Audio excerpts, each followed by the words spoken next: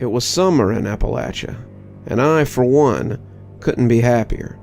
The sun had melted, the critters were beginning to be more in evidence, and Grandpa, too, had come out of his hibernation of sorts.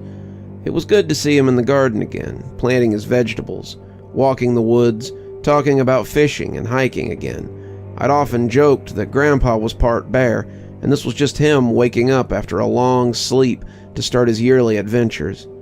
Adventures that kicked off right away, it seemed.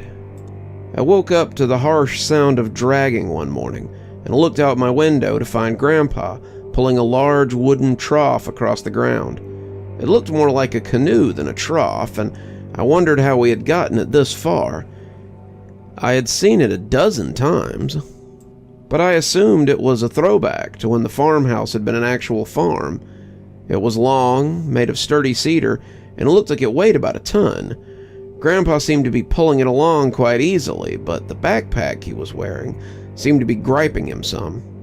I pulled on my jeans and my boots and went down to help him. It was too hot to even think about a light jacket, and as I stepped outside, the mountains kissed my cheek with a hot breath. "What you doing, Gramps?" I asked, coming around the house to see if I could help. "Oh, just my summer offering to the Sasquatch." I was dumbfounded for a moment, and it must have showed. "Didn't I tell you already how I ran up on a Bigfoot while drunk?" he asked, grunting as he pulled the trough. "Maybe," I hedged, picking up the other end. "You tell me so many things, Grandpa, it's hard to keep track of all of them." Grandpa laughed. "Well, I hope you're keeping track of them, because they are all very important." If only he knew. I'd been writing a little book of Grandpa's stories just so I wouldn't forget any of them. Gramps was one of the hardiest old guys I knew, but he was still an old man, and I knew my time with him would be limited. I wanted something to show my kids when he was gone, and Grandpa's stories were such a huge part of who he was. "So, you met a Bigfoot, huh?" I said, readjusting my grip on the wooden trough. "Yes, indeed.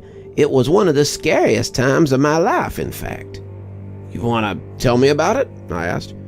Grandpa shrugged, but seemed to regret it when the trough shifted a little and he bumped a spruce.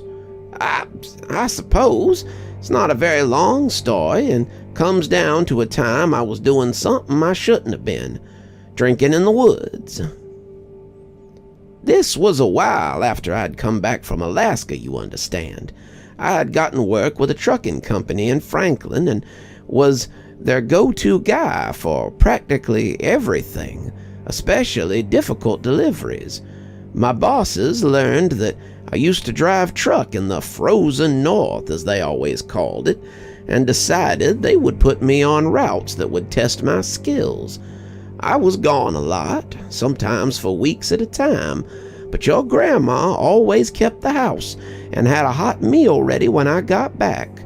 Usually after a long trip, I would take some time off so we could spend it together, and in that way, we survived. This was about 3 years after I'd come back, and I was preparing for a long trip to North Dakota when she got a phone call from her aunt, who was sick and needed a hand. Now, her aunt lived in Philadelphia, not quite as far off as Alaska, but a little stretch nonetheless. So she decided to take a bus up there and see if she could be of help. I told her that was fine, seeing as I was getting ready to head out myself, and drove her to the bus station, where she kissed me goodbye and said she'd see me in a week or two. This was a time when family went to help each other like this often, and I knew she'd be safe with her cousins. I had just slung my bag into the truck when the phone rang inside, and I managed to catch it on the 5th ring. "Bad luck, Rusty," said the boss. "The clients pulled out, said they were gonna have to file for bankruptcy. I'll call you if something comes up, but I think you've got some paid leave coming anyway, so just consider this your vacation unless something comes up on an emergency basis." So I was left alone with my thoughts, which translated to a 12-pack on the back porch as I watched the wind make the trees dance.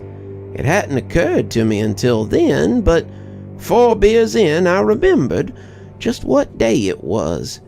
It was the anniversary of the lights taking my friends from me, and the melancholy that settled over me was sudden and unshakable.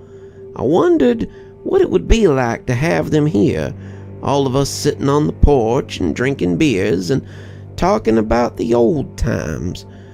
I glanced at the porch, and suddenly I could see them there like ghosts. They were smoking, drinking, and laughing at something that I couldn't hear, and I realized that to them I was the ghost. They had all moved on, somewhere I couldn't follow, and I was the ghost that haunted their what-ifs. Suddenly it was more than I could take, and I grabbed the last of my beer, adding a few more from the fridge just to make it an even 10, and went for a walk. The house was too quiet, too crowded with silent specters, and I needed to clear my head. The woods had always been a place I went to think, but I might have been a little drunker than I meant to be that day, and what began as a walk became a session of aimless wandering. I kept drinking, not wanting the ghost to follow me, but even as drunk as I was, I could still feel something following behind me. It wasn't no ghost, not by a long shot, but it was still enough to put my hackles up.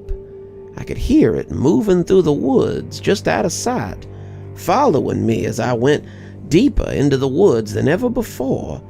The eyes felt unkind, hateful even, and my teeth chattered, heedless of my wishes. When it loosed a growl at me, the sound like thunder, I started running. The ground thumped beneath me as I ran, my feet tripping and thumping over rocks and roots, and the something behind me thumped right along with me. Something that big had no right being that agile, and when I went down, my foot catching on a root, I winced as I crashed into the loamy earth. The cans rattled in the cotton I'd been carrying them in, and a few of them scattered across the ground as I turned to face whatever had been chasing me. I had expected a lot of things, a bear or a cougar, but the last thing I expected was a 7-foot-tall mountain of fur looking down at me like it meant to kill me with a stare. He was huge, a towering thing with hands the size of hubcaps. His face was nestled at the top of him, peeking through tangled fur, and when he screamed at me, I wet myself for the first time in a long time. For a moment, we just stayed still, looking at each other like we were waiting for the other to make a move. Then, the big fella looked at something on the ground beside me, and the shiny can caught his eye. He bent down, something that looked like it might give me vertigo, and picked it up between his thumb and forefinger. It looked tiny in his hand, and he sniffed at it before opening his mouth like he meant to bite it. "No, hey," I said, and he snorted like a gorilla and turned back towards me.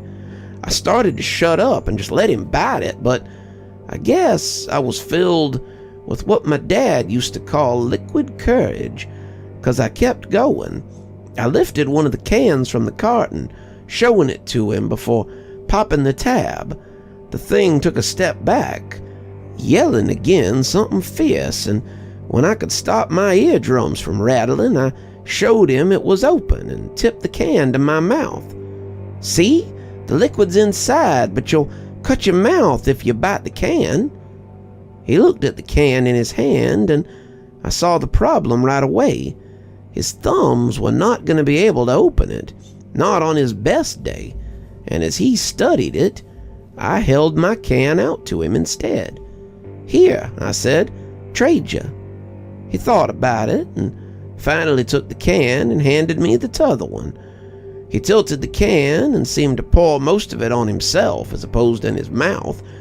Whatever he got in him, he must have liked, because he nodded and reached for the one that he had handed me. I popped the top for him, something he understood now, and passed it up. He drank that one too, and soon I was popping cans and passing them to him as quickly as I was able. He would drink 'em, crush 'em between his thumb and forefinger, and then reach for another one. It wasn't long before I had passed him the 8 beers I had left, and that seemed to make him angry. He stomped a little when I spread my arms and showed him the empty carton, and his roar shook the trees at their tops. "Now hang on, I can get more," I told him, holding my hands up to placate him. "I have more at my house. House, you know, house?" I asked, making a childish version in the dirt. The creature looked at it and nodded, looking at me with hope. "Follow me," I said, now sober as a bird and just not wanting to get my head caved in by an angry whatever this was. We went back through the woods, his steps sounding like thunder, and we came back to the house much sooner than I would have thought. Turned out I hadn't been as deep as I'd thought I had been. Probably a lot of drunken stumbling instead of actual hiking. Creature looked around like he thought I might have more beer sitting on the lawn, and I realized my mistake. I pointed to a nearby stump and told him to sit, promising I'd be right back. He sat, but he seemed distrusting of me, and I knew I wouldn't have long before he came in after me. Luckily, I had something a little stronger than PBR in the cabinet. Dad had been a good farmer, but he'd been an even better moonshiner. The shed we now used to store tools was once where Dad kept his still, and he had about 8 big cartoonish jugs of pure corn whiskey in the cabinet. Purely for medicinal purposes, he would say, but I think, even as a child, I knew better. I grabbed 2 of the ceramic jugs and brought them out to the yard. My guest was still there, seeming pleased when I came back, and I pulled the stopper out and tilted the neck of the bottle to my lips to show him how it was done. He was hesitant, not sure he really trusted me, but when he took that first sip, I knew I was going to have to get more whiskey. He had the first jug drained in about 5 minutes, putting a hand out for the t'other as I went to get more.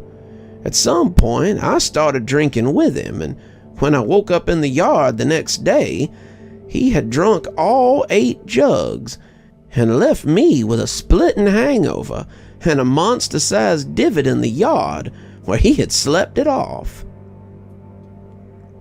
We had put the trough down between 2 well-worn rocks, and as Grandpa opened the pack, I saw he had about 8 jugs of white lightning and a huge bottle of malt liquor. He started dumping it into the trough, and soon I was helping him. "So, why do you keep bringing him booze then?" "Well, he showed up a few days later wanting more, and I had to go get some from town before he had a tantrum. After a while, it became too much to maintain, and how was I going to hide him from your grandma when she got back? So I sat him down and showed him a diagram. I told him when the moon changes 8 times, I would leave him a whole trough of liquor in the woods. It took some explaining, but he finally got it, and we've done it like that ever since." We were just dumping the last of the liquor in when I started hearing thunderous footsteps in the distance.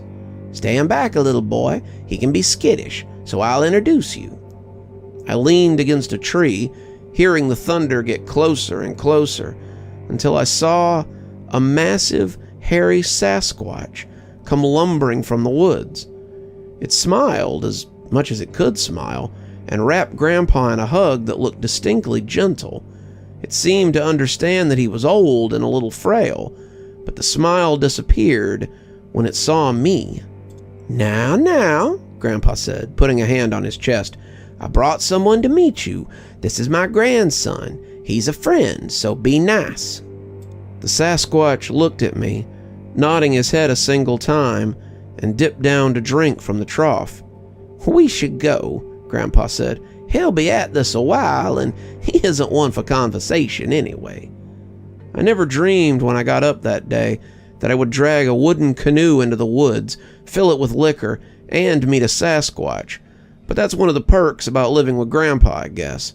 You just never know what each day might bring. Good evening, everyone. It's me, Dr. Plague. I'm glad you made it to the end of the story.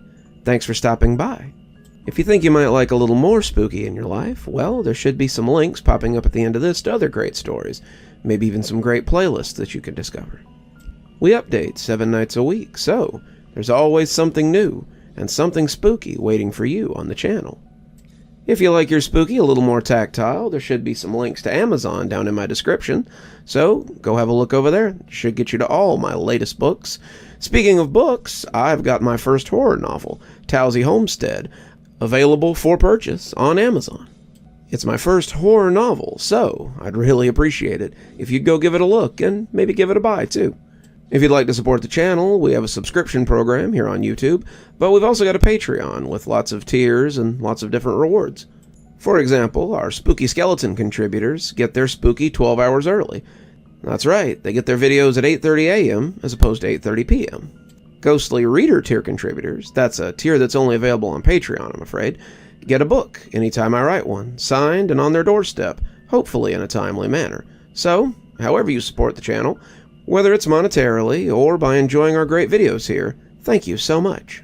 Speaking of patrons, before we go, let's go ahead and thank them.